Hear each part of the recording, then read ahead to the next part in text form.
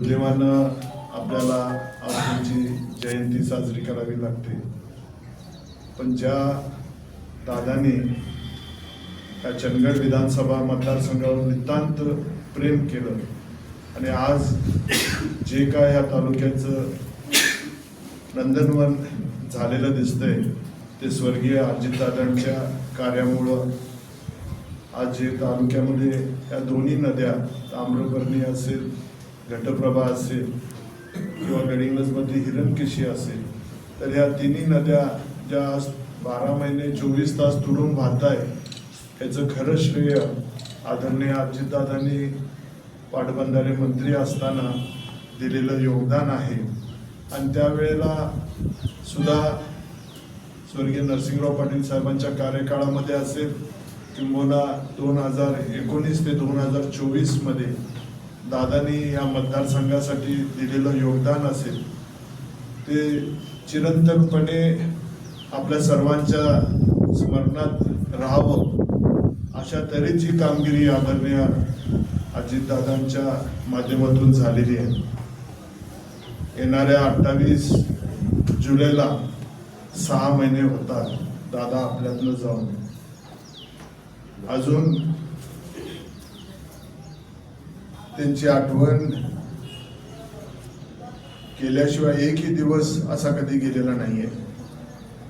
त्यामुळं मला वाटतंय आज मी तुम्हा सर्वांना इथं निमंत्रित केलं आणि राष्ट्रवादी काँग्रेस पक्षाच्या माध्यमातून प्रदेशाध्यक्ष, प्रांताध्यक्ष आदरणीय सुनील तटकरे साहेबांनी आपल्याला हा सप्ताह जनसेवा सप्ताह म्हणून साजरा करण्याचा आहे.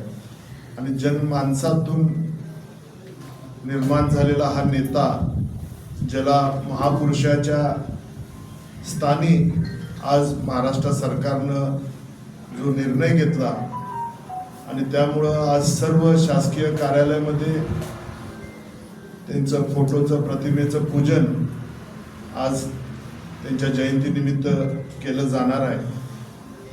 आणि दादा हे एक शिस्तप्रिय नेते होते. त्यांचं कार्य, त्यांचं वागणं, त्यांचं राहणं नीट आणि नेटकं होतं. दिलेला शब्द पाळणारा नेता म्हणून दादांच्याकडे पाहिलं जायचं. आणि आज सुद्धा मी तुम्हा सर्वांना 9 वाजता एवढ्यासाठीच बोलवलं होतं. दादा सकाळी 5 वाजता उठून 6 वाजता तयार राहायचे. देवगिरी बंगल्यावरती सकाळी 6 वाजल्यापासून सर्वसामान्य जनता, कार्यकर्ते त्यांच्याकडे कामाच्या निमित्तानं जायचे.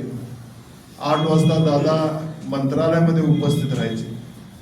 आम्ही सर्व आमदार तिथं मंत्रालयामध्ये आमच्या विभागाचे प्रश्न घेऊन तिथं 8 ते 10 वाजेपर्यंत दादा त्या मंत्रालयामध्ये सर्व लोकप्रतिनिधींना, सर्वसामान्य कार्यकर्त्यांना आणि जनतेला वेळ द्यायचे.